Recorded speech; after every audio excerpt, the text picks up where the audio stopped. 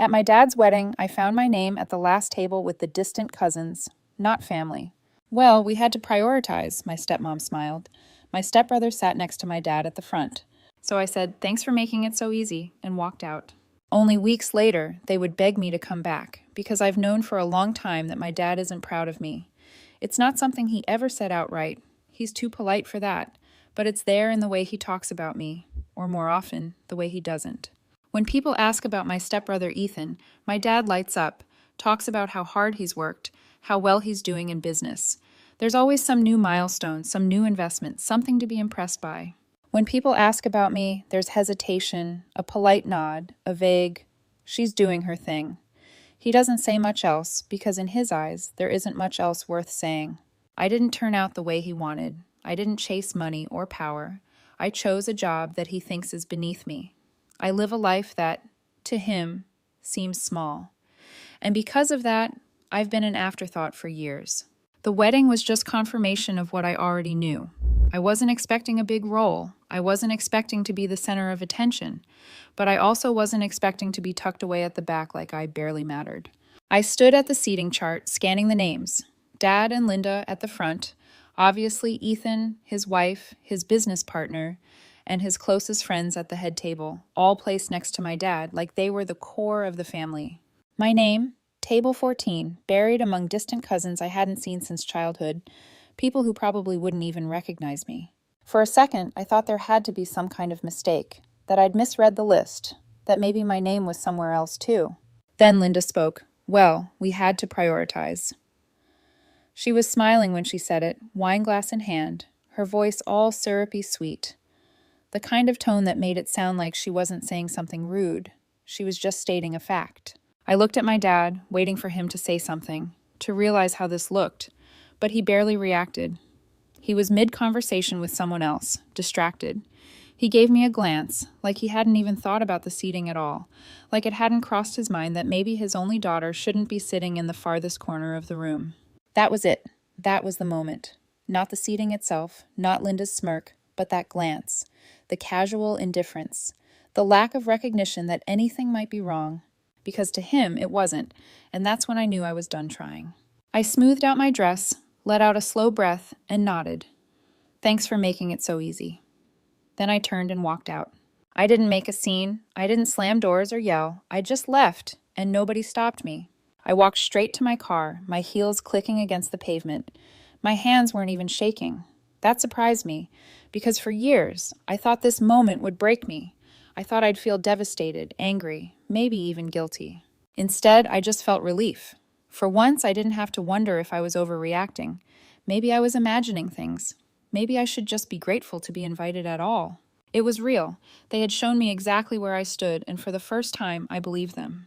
I sat in my car for a few minutes, staring out at the parking lot, half expecting my phone to buzz. Maybe my dad realizing I was gone. Maybe my aunt asking what happened. But it was silent. They were inside drinking and celebrating. No one had even noticed. And that's when I laughed. Not because it was funny, but because it was so predictable. I turned on my engine and drove away, and with every mile that passed, I felt lighter. Like I'd been carrying something heavy for years, and I had finally put it down. The thing is, I'd been preparing for this moment for a long time. Not consciously, but in the back of my mind, I always knew it was coming. My dad and I had been drifting apart for years, even before Linda, even before Ethan became the son he actually wanted. It started with my career choice. I was a smart kid, good grades, ambitious. My dad always assumed I'd go into business, law, finance, something that mattered, something that made real money.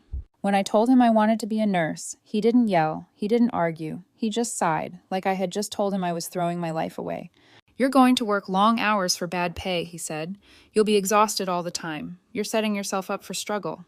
I told him I didn't care, that I wanted to help people. His response, "You could help people as a doctor or a surgeon. Why would you choose the lowest option?" That's how he saw it, like I had chosen something lesser. He never supported me after that. He never asked about my classes, my training, my first job in the hospital. But when Ethan started a business, Dad invested in him. He talked about him to everyone. Ethan was building something. I was just working. It was always like that. When Ethan needed help, Dad gave it to him. When I needed help, I got a lecture about figuring things out myself. So I did. I worked through school. I took extra shifts. I covered my own rent. And still, whenever my job came up, Dad had something to say. Long shift? Well, you picked it. Still renting? You should have made better choices. Hope you like working nights forever. The worst part? I still showed up for him. When his blood pressure got bad, I was the one who checked it. When he was recovering from surgery, I was the one making sure he took his meds. When he needed a doctor, I was the one arranging appointments. And every single time, he brushed it off. It's not like you're a real doctor, or you're making too big a deal out of this. I don't need babysitting. I should have walked away then, but I didn't because I kept thinking, he's still my dad. That has to mean something. But sitting in that parking lot staring at my silent phone, I realized something. It didn't. And for the first time, I was okay with that. I didn't hear from anyone that night, not a single text. I don't know why I expected one. Maybe some last-minute damage control. Maybe a half-assed, "Where'd you go?" from my dad. A message from Linda pretending she was joking. Nothing. I went home, kicked off my heels, and ordered takeout. Scrolled through my phone like it was just a normal night. And I felt fine. Not angry, not sad, just done. But the next morning, the first message came. Aunt Jan. "Hey, are you okay?" That was how I knew people had started to notice. I ignored it. Then another. "Cousin Liam. Did something happen? I saw you leave early." Ignored. Then finally, my dad. "We need to talk." No apology. No, "I'm sorry if you felt left out." Just, "We need to talk." I left it on read. I spent the next few days waiting for the guilt to hit me. It never did. Instead, I felt lighter. I went to work, took extra shifts, had coffee with friends. I did normal things, and for the first time in years, I wasn't replaying old conversations in my head. No. Maybe I should have said this instead. No. Maybe I'm being too sensitive. Just silence. It was nice. Then a week later, I got a call from my aunt. "You need to talk to your dad." I didn't say anything, just waited. She sighed. "He's in the hospital." I almost laughed. Not because it was funny, but because, of course, he's fine. She added quickly, "But he needs help." There was not. "He wants to see you." Not. "He feels terrible about what happened." Just, "He needs help." I should have seen it coming. Turns out my dad had ignored his symptoms for too long. High blood pressure, stress, some kind of complication with his meds. Before, I would have been the one catching it early. I would have checked in, reminded him to go to the doctor, made sure he was taking care of himself. Now he was stuck in the hospital and I wasn't answering his calls. And suddenly, it mattered. The next few days were a family-wide crisis. Linda called. I ignored her. Ethan called. Ignored him too. Then Aunt Jan tried again. "Look, I get why you're upset." I raised an eyebrow. "Do you?" She hesitated. "You know how he is. He doesn't mean things the way they sound." I let out a breath. "Hey, let's test that." "What?" "Tell me what he meant then." Silence. Because she couldn't. Because he did mean it. Every time, every comment, every time he made me feel small, he meant it. And now he wanted me back. I got another text that night. "Dad, I need to talk to you." Not, "I'm sorry." Not, "I messed up." Just, "I need." I turned off my phone. A week later, he was discharged. The problem? He needed ongoing care. And guess what? That's expensive. Before, he had me. I did it all for free. Checked his blood pressure, monitored his meds, made sure he followed doctor's orders. Now he had to hire someone, and he couldn't afford it.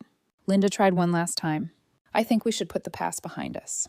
I almost choked on my coffee. "Oh, do you?" "Your dad is struggling. This is a family matter." I let out a short laugh.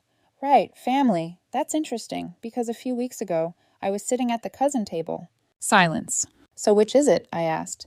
"Am I family, or am I a distant relative you can ignore until you need something?" "That's not fair. Neither was your seating chart." I hung up. I don't know what happened after that. Maybe they found someone cheaper. Maybe they figured it out on their own. All I know is that they stopped calling, and I haven't heard from them since. They stopped calling for a while. I thought that was the end of it, that they'd figure something out, or that my dad would finally accept that I wasn't coming back just because it was convenient for him. Then Linda showed up at my job.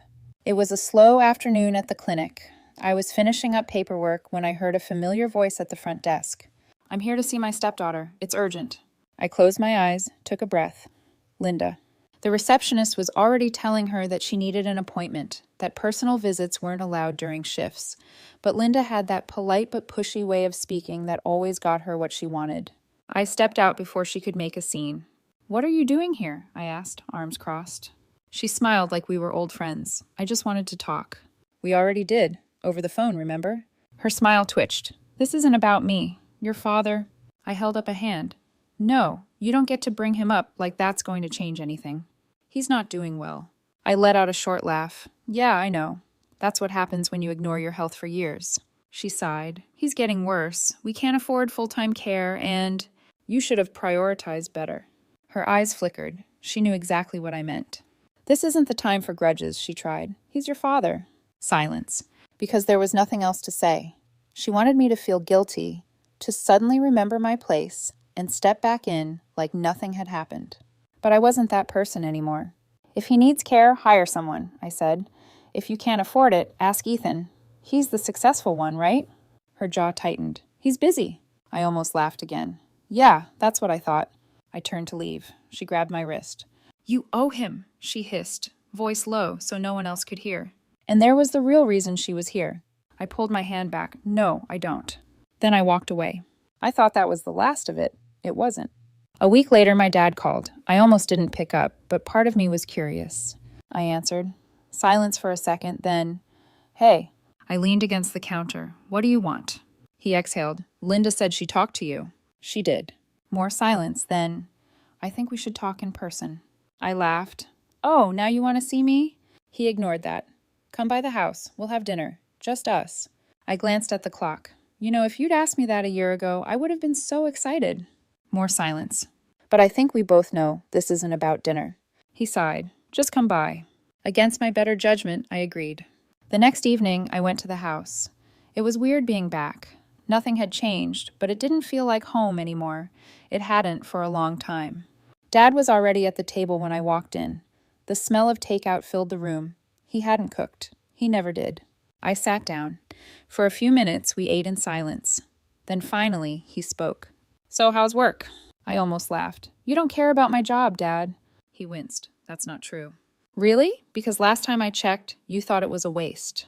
He rubbed his temple. "Look, I didn't ask you here to argue." "Then why am I here?" He hesitated, then finally got to the point. "I need your help."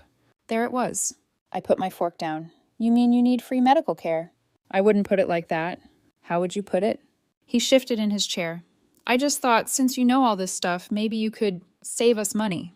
He sighed. "Why are you making this so hard?" I blinked. "You know what's funny? That's exactly what I used to think. Every time I helped you, every time I looked after you when no one else did, and you still treated me like I wasn't good enough." His expression tightened. "That's not fair." "No." I gestured around the room. "Where was this concern at the wedding, when Linda sat me in the back like an afterthought? When you let her?" He didn't answer. I shook my head. "You don't want a daughter? You want a free nurse." "That's not true." "Then what is it?" I leaned forward. "What do you actually want from me, Dad?" He opened his mouth, then closed it because he didn't have an answer. That was the last time I saw him. He texted a few more times. I ignored him. Then the messages stopped. A few months later, I heard from my aunt that he finally hired someone, a real nurse, one that charged by the hour. And guess what? He could barely afford it. Ethan didn't help. Linda complained about the cost, but refused to take care of him herself. Me, I was exactly where I wanted to be. 1 year later, I got a message from a number I didn't recognize. It was short. "Dad's in the hospital again. Thought you should know." I stared at the screen for a long time, then finally, I blocked the number, and I didn't look back. 2 years later. I hadn't thought about my dad in a long time. Not in a real way, not in a maybe I should check in kind of way.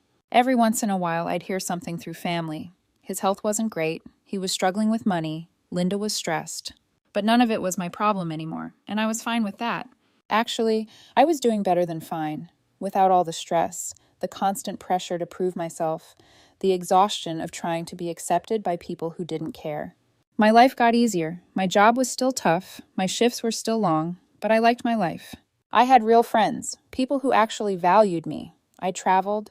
I started putting money aside for things I cared about. Meanwhile, my dad had exactly what he had chosen: a wife who only stuck around because she had nowhere better to go, a son who was too busy with his investments to even return his calls, and a whole lot of medical bills. I didn't know how bad things had gotten until my cousin Liam reached out. I know you don't want to hear this, but it's bad. I sat on my couch staring at the text. Liam and I were never that close, but he'd always been one of the few people in the family who actually noticed things. I debated ignoring it. Then, against my better judgment, I typed back, "What's bad?" "Your dad. He's completely broke. He had to sell the house." I blinked. That house wasn't just some random property. It was the one he had kept after the divorce, the one he and Linda had remodeled over the years. He loved that house. "Where is he now?" I asked. "Some small rental. He's been asking everyone for money." I let out a breath. There was no concern, no apology, just another attempt to get something out of me. "Let me guess," I typed. "He told you to reach out." "No," Liam admitted. "Linda did." "Of course she did." 2 days later, Linda called me. I didn't answer. Then she left a voicemail. "I know you're still upset, but we need to talk." No, we didn't. I deleted the message. Another month later, I got another text, this time from a number I didn't recognize. "Dad's in the hospital again. Thought you should know." I stared at the screen for a long time. I didn't ask what was wrong. Didn't ask if he was okay. I just blocked the number. 3 months later, I ran into Ethan. I was at a coffee shop, waiting in line, and suddenly there he was. Expensive suit, designer watch, the kind of confidence that only comes when you've never had to struggle for a single thing in your life. He spotted me before I could turn away. "Well, look who it is," he said, flashing a grin like we were old friends. I gave him a polite nod. "Ethan." He glanced at my scrubs. "Still doing the whole nurse thing, huh?" I exhaled through my nose. "Still avoiding Dad's calls?" That wiped the grin off his face. "What do you want me to do?" he said after a moment. "He put himself in this position." I tilted my head. "He gave you everything, and now you can't even throw him a little help." Ethan scoffed. "You didn't help either." "Yeah," I said, "because he treated me like garbage. What's your excuse?" Ethan didn't answer, because he didn't have one. 6 months later, I found out from Liam that my dad had moved into a nursing facility. A bad one, the kind that barely meets health standards, but was the only place he could afford. "Ethan really won't help?" I asked. "Nope, won't even visit." I nodded. That sounded about right.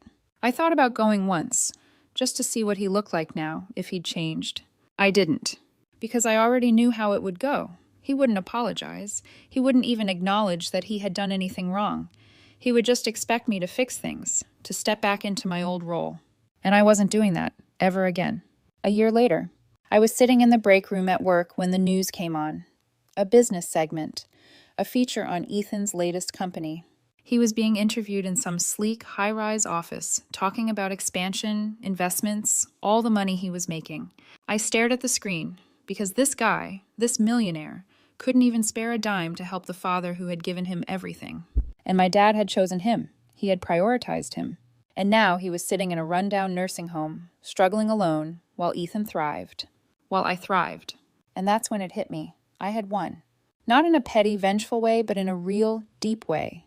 I had built something for myself, a life that was mine. And my dad had built his own future too. He had built it on favoritism, dismissing me, undervaluing me. And now he was living the consequences of that. It wasn't revenge, it wasn't karma, it was just exactly what he had created. I got one last text from Liam. "Dad passed away last night, just thought you should know." I stared at the message for a long time. I didn't cry, I didn't feel relief either, I just felt nothing. And that told me everything I needed to know. I typed back, "Thanks for letting me know." Then I put my phone down and got ready for my shift. Because unlike my dad, I still had people to take care of.